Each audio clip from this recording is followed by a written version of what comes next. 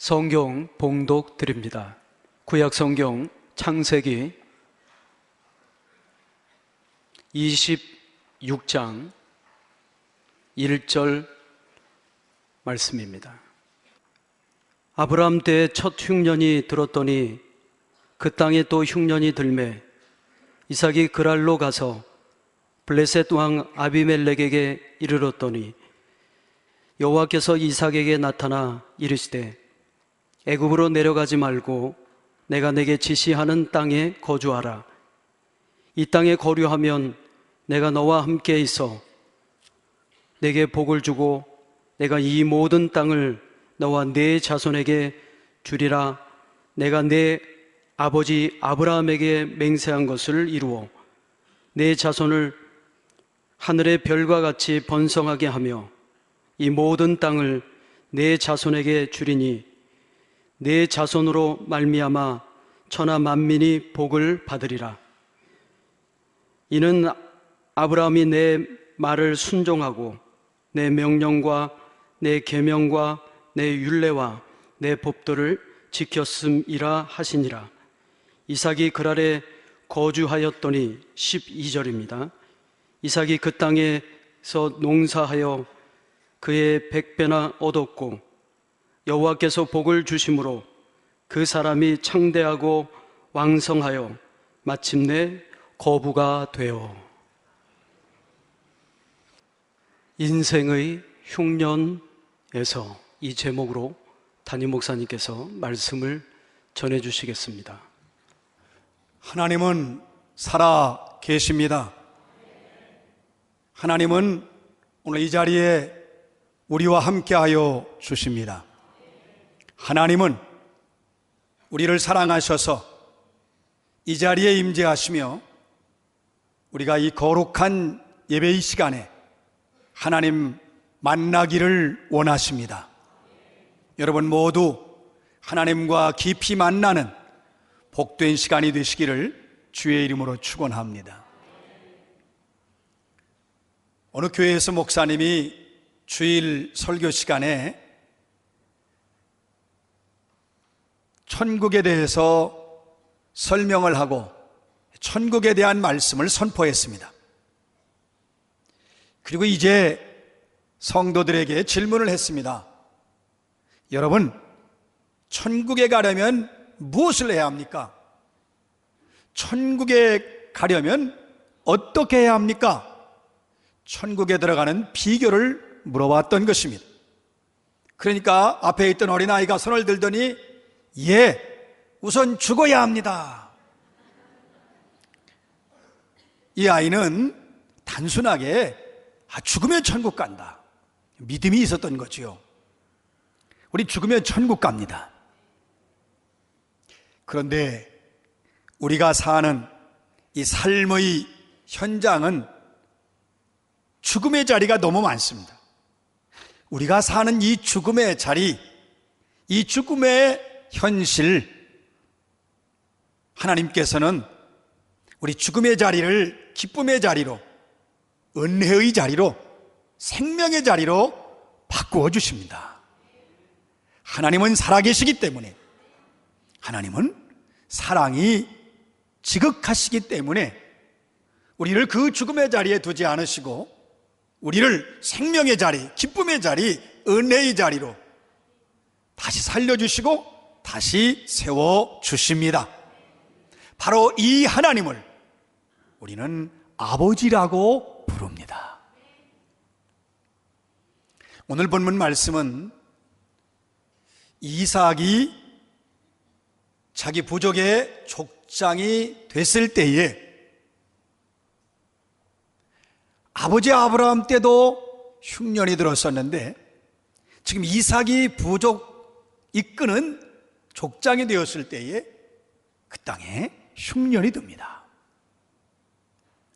이삭은 족장으로서 자기의 부족을 다 이끌고 살 방법을 찾아가야 되는데 그가 생각해낸 것은 풍요의 땅, 살 수 있는 땅, 애굽, 오늘의 이집트로 내려가는 것이었습니다. 그래서 자기의 모든 부족들과 가축을 다 준비해서 이집트로 내려가려고 했는데 하나님께서 나타나셔서 이집트로 내려가지 말라. 내가 내게 지시하는 땅에 그대로 머물러 있어라. 흉년의 땅에 그대로 머무르라고 말씀하십니다. 죽음의 땅인데 머물라고 하신 것입니다. 그런데 이삭이 하나님의 명령에 순종하여 그 땅에, 흉년의 땅에 머무릅니다. 놀라운 것은 그 흉년의 땅에 머물고 난 뒤에 그 땅에서 농사했는데 100배의 결실을 하나님이 허락해 주셨습니다. 도대체 어떻게 이삭이 그 흉년의 땅에 머물면서 떠나지 않고 순종할 수가 있었을까요? 죽음의 땅에 이삭이 떠나지 않고 머무를 수 있었던 것은 도대체 그 원인이, 그 이유가 어디에 있을까요? 이게 가능한 일입니까? 온 부족이 흉년 앞에서 죽을 날만 기다려야 될 텐데 떠나지 않고 순종하는 일이 쉬운 일이었을까요? 우리 인생길에 때때로 흉년이 찾아옵니다. 여러분, 그 누구도 인생에서 흉년이 없는 사람은 없습니다. 모든 사람에게는 다 흉년이 있습니다. 이미 흉년을 수없이 겪었던 사람도 있고 매 순간 매해마다 겪을 수도 있고 지금도 우리 모두는 사실은 인생의 흉년을 우리는 경험하고 있고 알고 있습니다. 어느 날 갑자기 건강검진을 했는데 몇 달 못 산다는 겁니다. 충격적인, 감당할 수 없는 흉년입니다. 잘 나가던 사업이 하루아침에 부도가 나서 다 파산되어 버립니다. 직장생활 편하게 했는데 하루아침에 실직이 됩니다. 부도가 납니다. 화목했던 가정이 갑자기 불화하여 붕괴가 됩니다. 사랑하던 사람이 곁을 떠납니다. 나보다 먼저 죽는 가족이 있습니다. 인생의 흉년을 만나죠. 사람들하고도 참 좋은 관계를 수십 년 유지했는데 어느 날 갑자기 인간관계에 금이 가기도 합니다. 이때 우리는 차라리 떠나자. 내가 살 길을 찾자. 환경도 싫고 사람도 싫다. 떠나자. 차라리 아무도 없는 곳에 가서, 아무도 모르는 곳에 가서 혼자 살자. 이런 마음이 드는 것이 우리의 모든 사람들의 일반적인 심정입니다. 그런데 우리가 이삭처럼 흉년의 인생을 만났을 때에 과연 떠나지 않고 머무를 수가 있을까요? 인생의 흉년에서 그 흉년을 박차고 나가서 모든 환경과 사람을 떠나 홀로 살 수 있을까요? 아니면 도대체 어떻게 하면, 무엇을 하면 우리가 그 땅을 떠나지 않고 하나님의 약속의 말씀대로 그 땅을 지키면서 굳건하게 순종하며 그 흉년의 땅을 지킬 수 있을까요? 아브라함이 죽었습니다. 그리고 그 아들 이삭이 대신 부족을 책임져야 하는 지도자가 됩니다. 얼마나 큰 부담감이었겠어요. 아버지가 자기 부족을 잘 이끌어오는 것을 이삭이 잘 압니다. 이삭은 어떻게 해서든지 자기의 부족을 좀 더 강건하게 그리고 안전하게 보호하면서 자기의 부족을 살기 좋으며 번성하는 부족이 되기를 원했습니다. 그런데 그 땅에 흉년이 찾아온 것입니다. 이삭의 방법으로는, 이삭의 지혜로는 흉년의 문제를 해결할 길이 없지요. 그래서 이삭은 판단했습니다. 우리가 살려면, 우리 모든 부족이 살고 그리고 우리 가축들이 생존하려면 풍요의 땅, 살 수 있는 땅, 저 이집트로 내려가야 한다. 그래서 모든 종들과 부족을 다 정비하고 준비를 하고, 그리고 가축들도 다 준비한 뒤에 이제 이집트를 향하여 가나안 남쪽으로 내려갑니다. 잠시 멈추었습니다. 아직도 그곳은 조금의 목초지가 있고 쉴 수가 있어요. 다시 한번 재정비하고 그리고 모든 만반의 준비를 다 갖추어 놓았습니다. 이제 떠나면 되는 모든 준비를 맞춘 순간입니다. 그때 하나님이 나타나셨습니다. 저 이집트로 내려가지 말라. 내가 내게 지시하는 이 땅 가나안에 그대로 머물러라. 그러면 내 땅에 내가 이곳에 머무르면 너와 내가 함께 하겠다. 그리고 내 후손에게, 너뿐만 아니라 내 후손에게 이 땅을 반드시 줄 것이다. 내가 내 아버지 아브라함에게 맹세한 것을 반드시 이룬다. 이 땅에 머물러라. 내 후손을 하늘의 별과 같이 많게 될 것이고 온 세계 만명의 사람들이 너희를 통해서 복을 받게 될 것이다. 그런데 문제는 이삭이 머무를 수가 없는 것입니다. 그대로 머물다가 길도 없고 방법도 없는데 흉년의 땅에 살아갈 길이 없습니다. 그저 견디다가 목초지가 없으면 짐승도 죽고 마실 물이 없으면 사람도 죽습니다. 지금 이삭은 하나님께서 머물라는 명령을 듣고 사실은 위기에 직면합니다. 자기 부족의 생명을 책임질 수 없는 그런 위기입니다. 자, 그러다가 가축은 물론이지만 자기의 부족들이 점점 흉년을 견디지 못해서 그 끔찍한 가뭄에 떼죽음을 할 수도 있습니다. 그럼 자기 부족이 몰살하는 겁니다. 그러면 자기의 부족은 그것으로 끝나는 것입니다. 아버지의 대를 이어서 족장이 되었으면 자기의 부족을 책임져야 되는데 모두 다 그 가뭄의 땅에서 죽게 하는 그런 상황을 만나게 된 것입니다.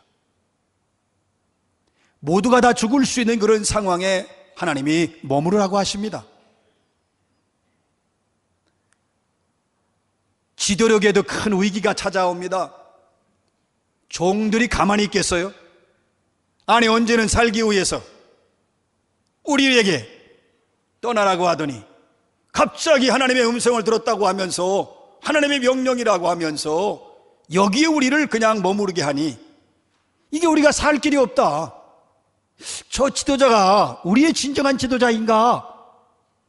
여기저기서 수근거리는 소리가 들립니다. 지금 길이 없어요. 머무르면 자기의 부족을 죽을 수밖에 없고 떠나면 살아요. 그러나 하나님은 떠나지 말라고 하시는 것입니다. 우리가 진퇴양난이니 사면초간이 하는 표현이 지금 이삭의 현실로 다가오는 것입니다. 이삭은 떠나면 살 수 있는데 머무르면 죽을 수밖에 없는 상황에서 하나님의 명령 앞에서 이삭의 마음은 숫덩이처럼 타들어가는 것입니다. 새카맣게 타들어갑니다. 떠나야 되는데 그건 하나님의 명령을 어기는 거잖아요. 그러면 또 순종하여 머무르면 짐승이 한 마리, 두 마리, 세 마리 죽어가고 가족들도 먹을 게 없고 물이 없으니까 시름시름 앓고 여기저기서 신음소리가 있게 되면 이삭이야말로 얼마나 답답하고 한숨이 나고 안절부절 못하죠. 여러분, 이삭이 그렇게 그 상황에서 또 어려움을 당해야 하는 것은 이제는 종들이 수근거리는 것이 아니라 원망합니다. 그리고 항거하죠. 차라리 주인 곁을 떠나자. 뭐 여기서 죽으나 가다가 죽으나 낯선 땅에 가나 어디 한번 가서 살 길은 있지 않겠느냐? 원망을 넘어서서 주인에게 도전할 수도 있습니다. 또 그런 상황을 이삭이 알아요. 여러분, 지금 이삭은 떠나야 할 것인가? 그러면서 사는데 머물러야 될 것인가? 그것이 하나님의 명령인데 떠날 것인가? 말아야 되나? 그대로 머물러야 되나? 떠나야 되나? 망설입니다. 그런 아주 절박한 상황 속에서 이삭은 떠나면 살 수 있고 머무르면 죽을 수밖에 없는 그런 상황에서 하나님의 명령에 따라 그 흉년의 땅에 머무르기로 결심을 합니다. 그리고 떠나지 않습니다. 이삭은 크신 하나님을 바라본 것입니다. 흉년의 땅에 머물라고 할 때는 하나님이 반드시 뜻이 있다. 그리고 하나님의 약속의 말씀, 머물면 이 땅을 너와 내 자손에게 줄 것이라는 약속의 말씀을 붙들었습니다. 그리고 순종하여 여기저기서 가축이 죽어가고 가족들이 시름시름 가뭄으로 인하여 아파가지만 하나님이 함께 하신다는 약속, 하나님께서 분명히 이 땅을 너와 내 자손에게 주리라는 약속을 믿고 흔들림이 없이 굳건하게 이삭은 그 땅을 떠나지 않습니다. 이삭은 그 흉년의 땅을 바라본 것이 아니라 하나님을 바라보았습니다. 여러분, 순종이라고 하는 것은 땅을 바라보는 것이 아니라 하나님을 바라봅니다. 그것만이 아닙니다.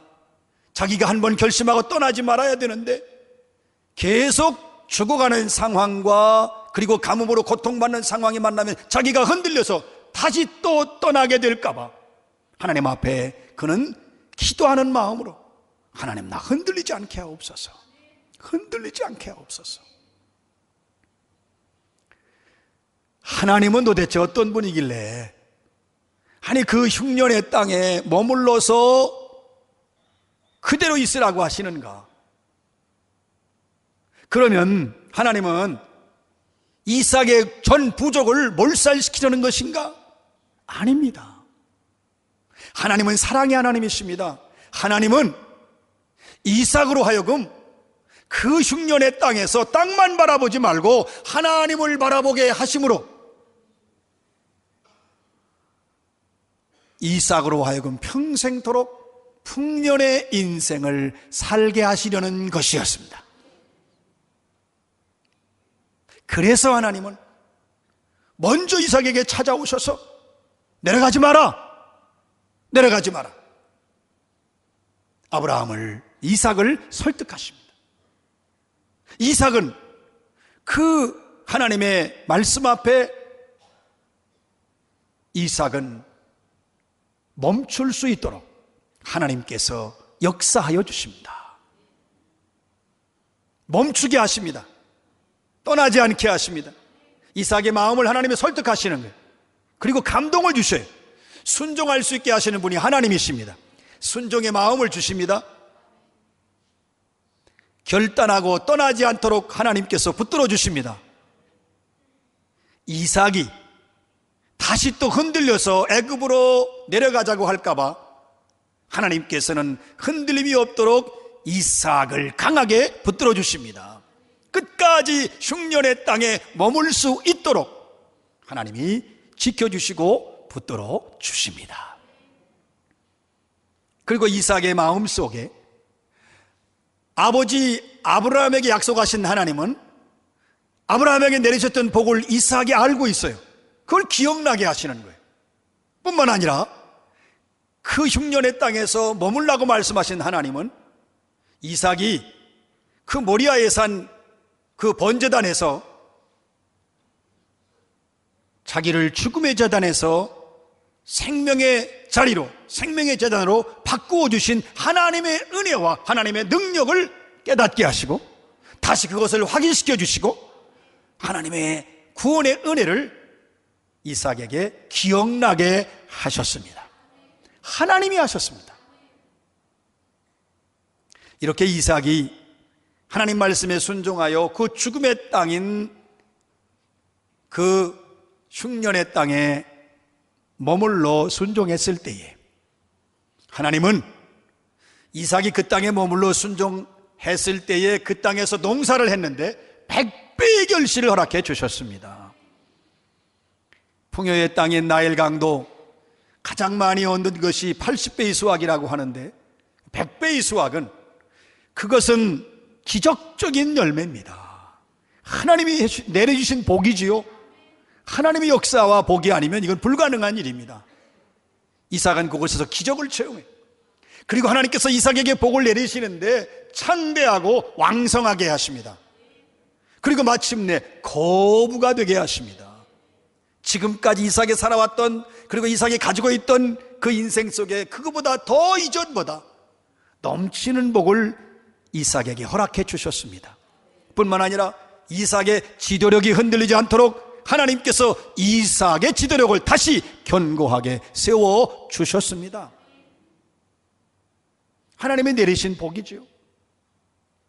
뿐만 아니라 이삭이 그 흉년의 땅을 견뎌냈을 때에 이삭에게 기쁨의 인생을 허락해 주셨습니다. 이삭의 믿음을 더욱 견고하게 해주셨습니다. 강한 믿음의 사람이 되게 해주셨습니다. 그리고 하나님의 말씀에 순종하는 인생으로 하나님께서 이삭을 온전히 세워주셨습니다. 더욱 놀라운 것은 그 뒤로 이삭은 자기 인생의 때에 자기 삶에 다가오는 수많은 가뭄과 같은 흉년이 와도 하나님 반드시 복 주신다고 하는 것을 확신했기 때문에 이삭은 자기 앞에 다가오는 흉년에 대하여 하나님이 주실 복을 바라볼 수 있는 믿음까지 하나님이 주셨습니다. 우리가 살면서 평탄한 인생, 풍요로운 인생을 원하지만 우리가 원하는 대로 세상은 그렇게 이루어지는 것이 아닙니다. 건강이든 물질이든 인간관계든 영적인 모습이든 우리는 언제든지 흉년을 만날 수 있습니다. 또 지금도 우리의 삶의 자리가 남에게 말은 못하지만 흉년일 수도 있습니다. 그러나 우리가 도망가서는 안 됩니다. 그리고 또 그대로 주저앉아도 안 되고 낙심해서 아무것도 하지 않고 될 대로 되라 이런 마음으로 자포자기해서도 안 됩니다. 하나님이 살아계시고 하나님은 사랑이 많으시고 하나님이 함께 하시고 하나님이 지키시고 인도해 주실 것을 약속의 말씀을 믿고 끝까지 순종하며 흉년의 땅에서도 끝까지 머물 수 있어야 합니다. 그리고 그 흉년의 땅만 바라보지 말고 하나님을 바라봄으로 끝까지 떠나지 않고 그 자리를 지킬 수 있어야 합니다. 여러분, 인생은 수많은 흉년을 만납니다. 그러나 순종이라고 하는 것은 땅만 바라보지 아니하고 하나님을 바라보게 합니다. 하나님을 바라보는 것입니다. 여러분, 그렇게 우리가 결단하고 그 흉년의 자리를 지킬 때에 우리도 흔들릴 수 있습니다. 다시 떠나자. 못 견디겠다. 그때에 우리가 흔들리지 않도록 우리의 순종이 우리가 머무르는 것이 흔들리지 않도록 하나님 앞에 간절히 간구하며 기도할 수 있어야 합니다. 하나님은 우리의 인생에 왜 흉년의 땅에 머물라고 하십니까? 하나님은 우리를 살리시는 분이신데 하나님은 우리를 죽게 하시는 분이 아니십니다. 하나님은 우리를 끝없이 고난의 자리에 두시는 분이 아니십니다.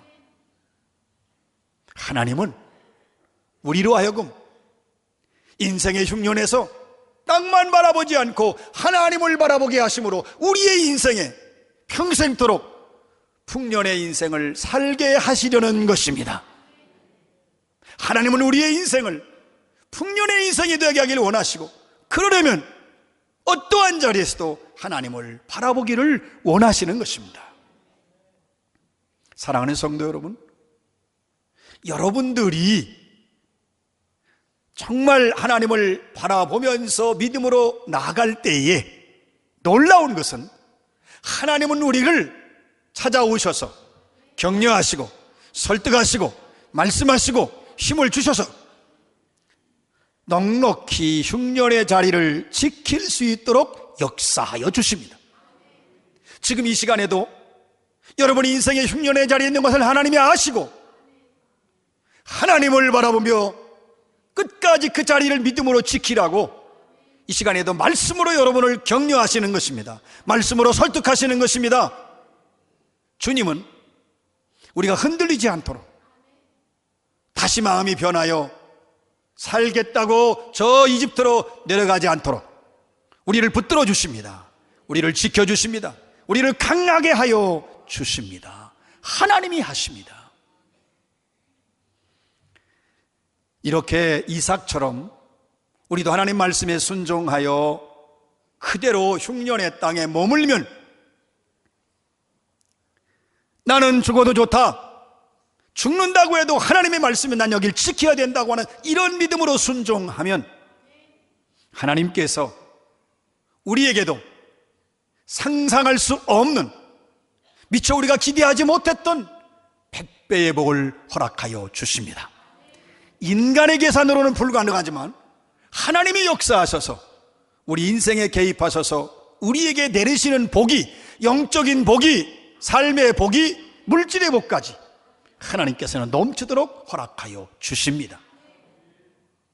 하나님은 우리의 자리도 지켜주십니다. 믿음의 자리, 또한 우리의 모든 직분의 자리도 하나님은 지켜주십니다. 그 복을 주시는 거예요. 우리로 하여금 흉년의 인생에서 하나님을 바라보니 하나님께서 우리의 인생을 기쁨의 인생으로 바꾸어 주십니다. 감사와 감격이 넘치는 인생으로 바꾸어 주십니다. 우리를 온전한 믿음의 사람으로 하나님은 세워 주십니다. 그리고 우리를 순종하는 인생으로 살도록 복을 내려 주십니다. 그리고 하나님은 순종하는 우리를 귀하게 보셔서 우리가